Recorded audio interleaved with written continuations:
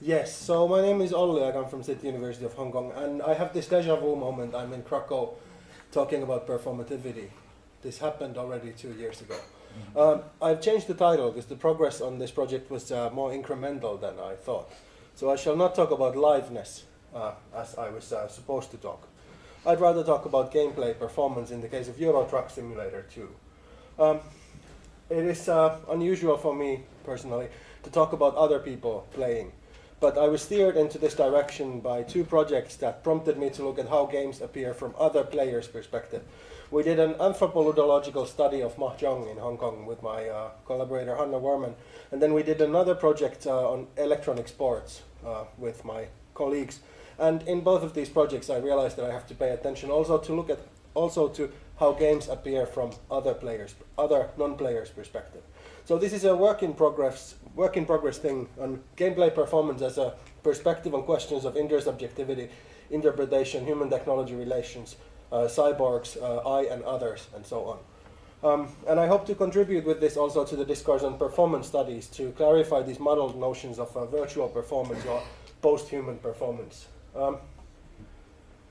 Some assumptions behind this. I'm assuming the computer game was played as a kind of ontological hybrid, as I wrote in the book that John edited, and as a unitary phenomenon that is irreducible to its constituents. If we look at it from the third-person perspective, like the scientists do, the game itself is there is technological materiality, there is process, there is experience, and there is socioculture. If we look at it from the phenomenological first-person perspective, as the game as played, it is a mode of experience and it's an object of experience. But likewise, these are the constituents, but we cannot tear it apart into these constituent components. They are intertwined. And it's an object of study which is always appearing to someone, but it still always transcends all these accounts of itself. Like we all have our own personal, particular historical experiences of the so-called same Tetris, and sort of having to negotiate this duality. The two domains of I and others. Espen Aarseth in his paper Playing Research has addressed this by distinguishing between primary materials and secondary materials, where self-play is primary material, accounts of others in any form are secondary materials. But I wonder if this sort of normative account of primary secondary really is productive. I hope to address this also in the longer term. But the questions for today are what are the conditions of possibility for relating to, understanding, and appreciating gameplay performances? And with gameplay performance, I refer to computer games as played by other people. This goes back to this where I said before, computer games from first-person perspective are games as played, mode of experience, object of experience. But how do they appear as played from a third-person perspective, looking at others playing? And I answer this question, hopefully within the limits of my time, that the audience must be able to feel empathy toward the player-performer. And in order to feel empathy toward the player-performer, they must anthropomorphize whatever they perceive as the player-performer. And then to be able to feel empathy, they must also technomorphize themselves. How would it feel like if I was to be subjected to this condition? So let me get to this. I'll get there by talking about bodily co-presence in performance studies. And then I observed that this requirement for co-presence has a precondition. Everyone has to be human. Then I digress briefly to virtual performances. And finally get to Euro Truck Simulator as a test case for gameplay performance. It's an interesting test case because there is a lack of scaffolding. There is no story, there is no gameness. There is just pure being in the world of the game. And then I acknowledge I observe that what are the conditions for relating to gameplay performance, and I go back to the case of chaos at Europoort, and then I won't probably have time to talk about other technologically enabled performances, but let's see. Briefly, performativity, I take this from Robert Schechner, really uncritically. If you are showing what you are doing, you are performing. And Robert Schechner is arguing that this embodied behavior is the first and foremost form of human expression. He's saying that it's not that performance is a text, like media and cultural studies would say, but text is just another form of embodied behavior. So that's where this is coming from. It steers our attention toward materiality instead of semioticity. And empathy and relating to instead of hermeneutic understanding. So performativity, okay. Performance, I take from Erika Fischer-Lichte, German performance theorist, who says performance requires two groups of people, one acting and the other observing, to gather at the same place and time for a given period. Their encounter, interactive and confrontational, produces the event of the performance. So I'll go with these for now. In her book, Fischer-Lichte provides us a paradigmatic example of performance art. Marina Abramovic's performance, Thomas Lips, in which the artist eats 1 kilo of honey, drinks 1 liter of wine, and then proceeds to auto-mutilate herself, cutting herself with shards of glass. And I think the reason why Fischer-Lichte picks up this performance as the paradigm example is that it exemplifies the risk of death in performance art.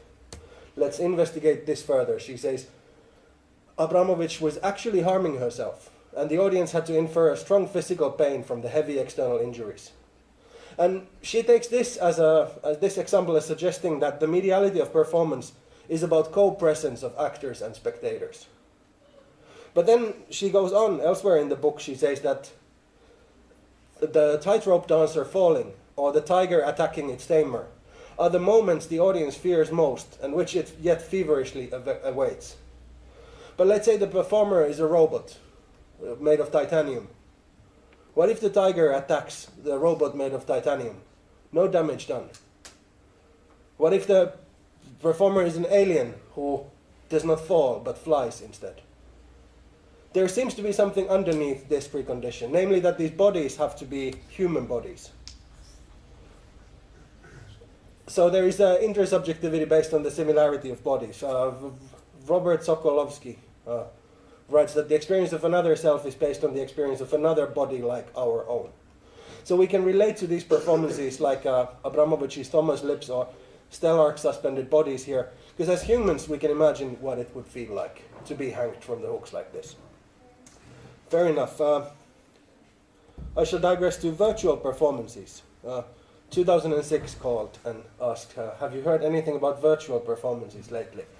I cite this webpage of Second Front, self-declared first performance art group in the online world of Second Life. They did this particular performance called Border Patrol in 2007. They write, Second Front was invited to do a performance as part of the J.C. Fremant's opening Imagining Plays at Ars Virtua. We divided it into 3 acts, which included an introduction using tanks and helicopters as headpieces, a game of Red Rover with virtual barricades, and a final of firebombing the gallery and using mega prims to knock the audience out of the space. Here I present some screenshots from that performance.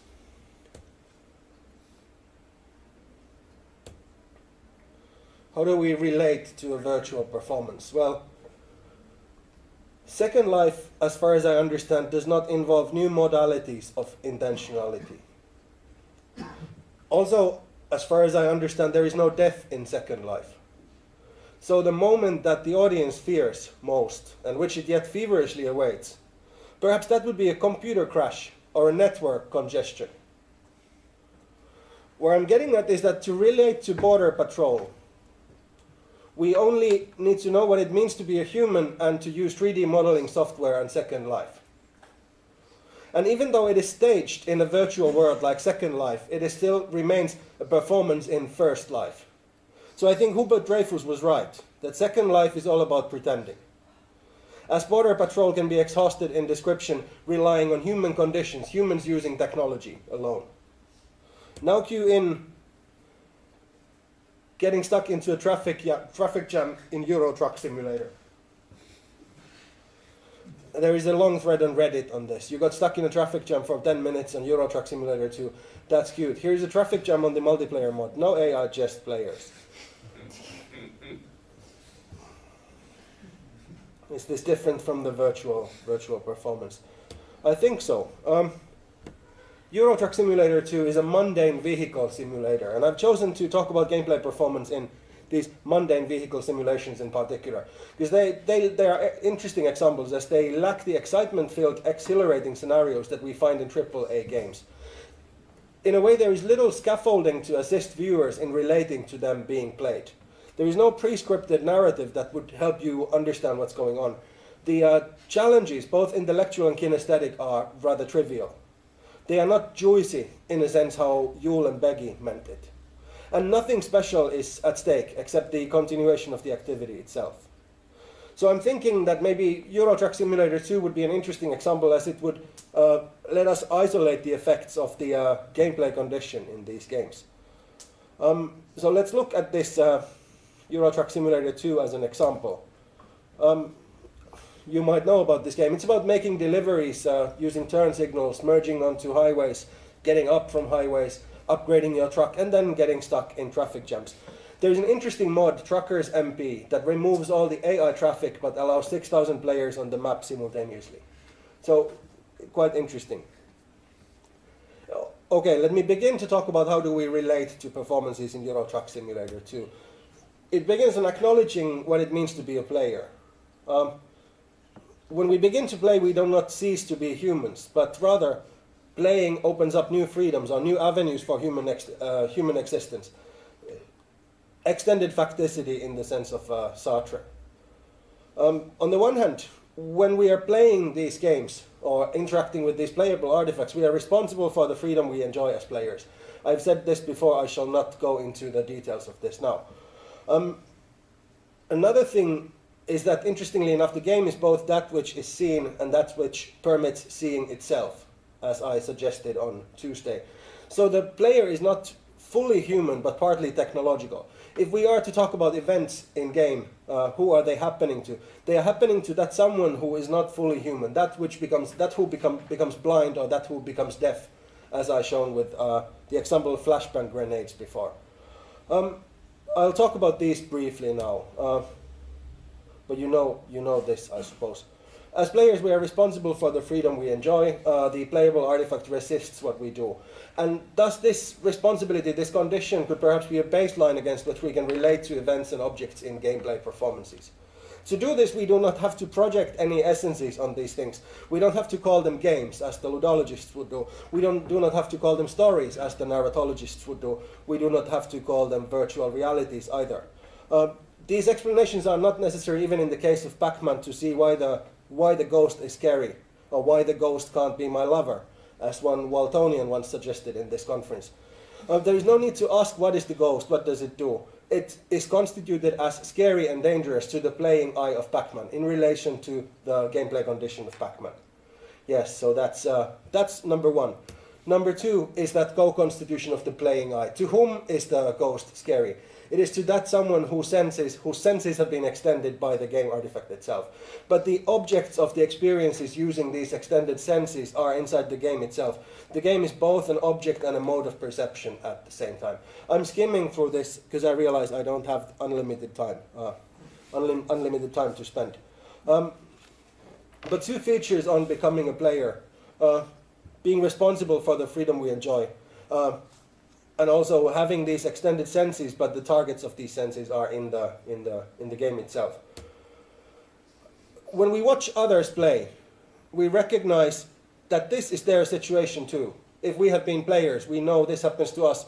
We can expect that this happens to other players too. They are responsible and they have this co-constitution going on. And I argue that from this, based on this, we may suggest that empathy for mere humans is not enough. We must also have empathy for players, to this co-constituted being. Let's see how far I get with this.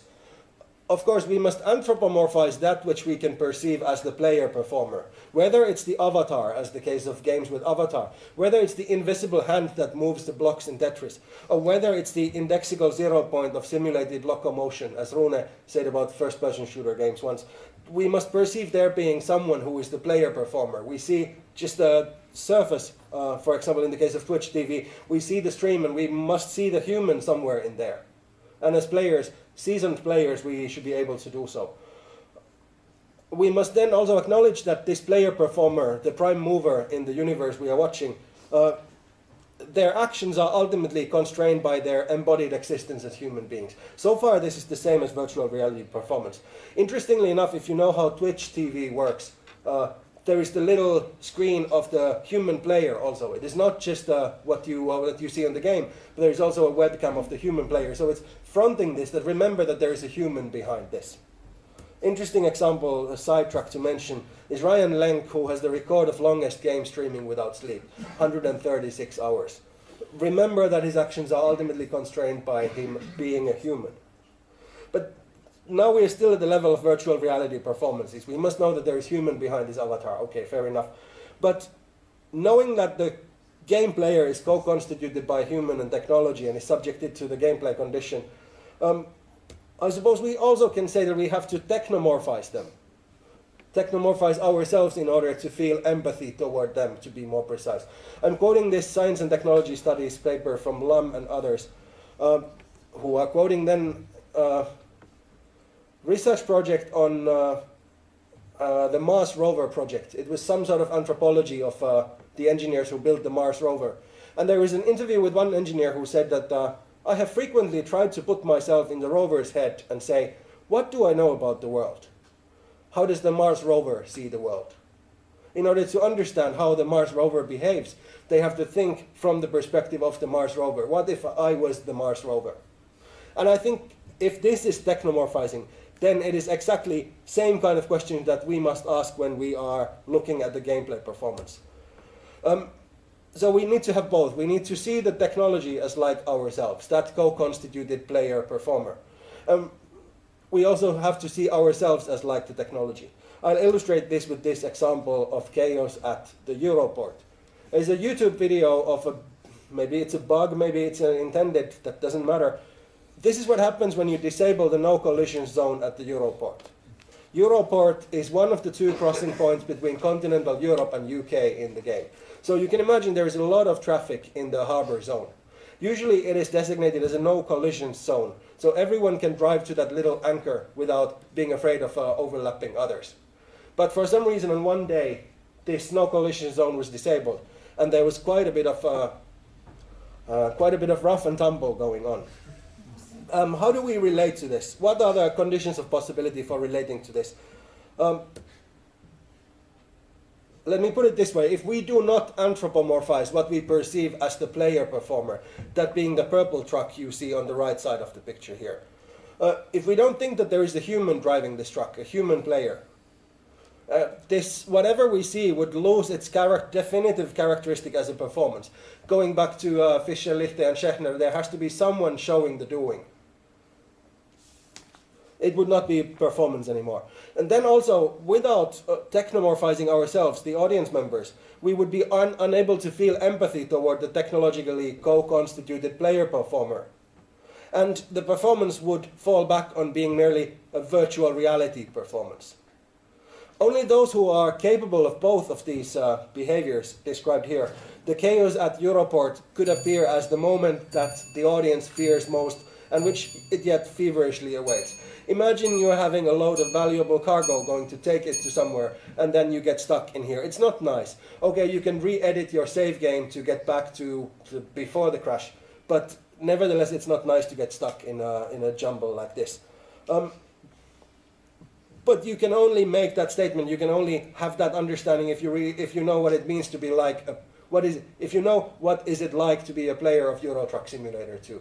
So both anthropomorphizing ourselves, anthropomorphizing what we see as the player performer, technomorphizing us as the audience, imagining what it would feel like if I was co-constituted by technology in that way. Both of these are necessary. So now we are in a position to answer this question, which I pretty much answered already. If I had more time, I would go into these examples of other technologically enabled performances which might be interesting. As I said, this is work in progress. I'm not sure exactly where this is going, what I will do with these examples, but it's definitely interesting to talk about bot against bot in Counter-Strike Global Offensive, where the bot has a special API to access the engine. The bot does not use keyboard and mouse. The bot has a special API through which to access the game. Interesting counterpoint to this is the installation/performance by the Japanese group Exonemo, where there is a modded game engine at the heart of this. And the events in the modded game engine trigger these power tools on this table. And the power tools are attached to mouses and keyboards, which then using the standard WASD mouse look control scheme, give feedback to the game, which in the end again trigger these keyboards. It's a sort of a human-like access to the game, different from the bots accessing the game. Technology is failing me. Maybe it's a sign. Here I should. Yes, very briefly.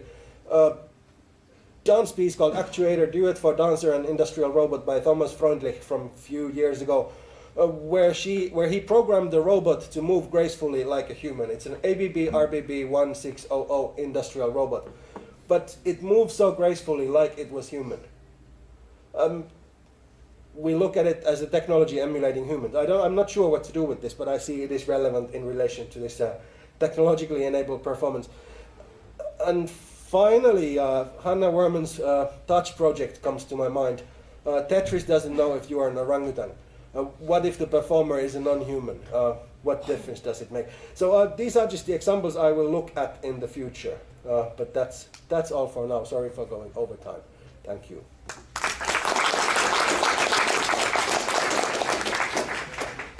Thank you, Olli. Questions? Hayo? Thanks. This was special. I have just a problem with one concept, and especially with the example of how you presented it, the technomorphizing. When the engineer puts himself into the mind of the Mars rover and tries to understand how the Mars rover makes sense of the world, isn't that rather than a process where we anthropomorphize a machine and try to then empathize with the machine through implying that how it would be if it was a human? So a bit like that old Thomas Nagel question of can we ever conceive the world through the senses of a bat and all that. So therefore, maybe I'm missing something about that technomorphizing. They not actually but Robin Vertesi, I think, in this STS paper about the Mars rover engineers, they talk about both anthropomorphizing the robot and technomorphizing ourselves. The examples of anthropomorphizing the robot is that they call the HD cameras on the robot's head its eyes. Yeah. And they call the utensil that is able to grab things, they call it the hand. Yeah. But indeed, this idea of putting yourself into the shoes of the machine, they call technomorphizing. Note that they don't talk about mind of the robot. What do I know about the world? I don't know if that answers your question. I probably just have to think about it more. Thank you. And there is, in this connection, there is Bruno Latour, which I didn't go to, who says that it's not an important question of talking about who morphizes who in which way, whether it's human anthropomorphizing technology anthropomorphizing us. He puts it in brackets and says X-morphizing. Yeah. But I don't know what to do with this, but that would be an option too. Thanks. More questions? Yeah, Sonia? Probably just a comment, and actually it goes along quite well with yours, Hayo. So I really like the fact that you mentioned actually technomorphism, because the way it works is more, it's an interference between one and the other, and it's probably very difficult to say to what extent, as you only do, to what extent we anthropomorphize and to what extent we or the machines technomorphize us. And I have a little, if you're not familiar with the text, maybe something that you would find interesting. It is an article by Eitz in Leonardo Electronic Almanac. It has more to do with labor, but he actually exactly talks about that kind of mutual influence. And he says, so that human players not only human players not only produce the information for the algorithms, but are in turn produced by those versed in algorithms. Disciplined by the process, flows into a particular mode of problem solving that eventually determines the efficiency of their human labor. So algorithms would influence the way humans labor or perceive labor, and the other way around. So different context, but precisely like the same. Makes me think of also Gadamer losing yourself into the structure. So this question of what is it like to be technologically co-constituted is also a question of what is it like to lose oneself into the structure. Yeah, I think a lot of stuff is also to be dug out from cybernetics and Licklider and a lot of early metaphors of the fig tree and the wasp that are actually quite kind of symbiotic, and you can't tell, you know, which way. Kittler as well, by the way. So a lot of, yeah, it's great. So thanks for the talk. Time for one more quick question, if there is any. Yeah, Bruno? Thank you, Olli, for hitting us with this stuff. First, a comment that reminds me, I heard an interview with Willem Dafoe the other day, and he talked about the importance of losing yourself in the structure. As far as I know, he's worked with Richard Schechner, so I don't know, maybe there's sort of a weird link there. But my question is also about maybe a heretic question, I don't know. How do the players relate to real life trucking and trafficking, and does that in any way play a part in it? This sounds like it's an empirical / anthropological question. I'm just wondering. That Reddit thread, there is lots of Reddit threads about this game. And there is the UK Simulation Society, who the people of players of Euro Truck Simulator, players of Farming Simulator, they have a forum where they talk about these things. And it's interesting, I don't know if it's relevant to what we are talking about here today, but it's interesting to note that 70% of the hardcore UK Farming Simulator players have some connection to farming in their real life. And perhaps for them it is then an opportunity to have those machineries that they could not afford in real life, has a field of a size that they could never afford in reality. So experience a better version of reality. But that I don't know.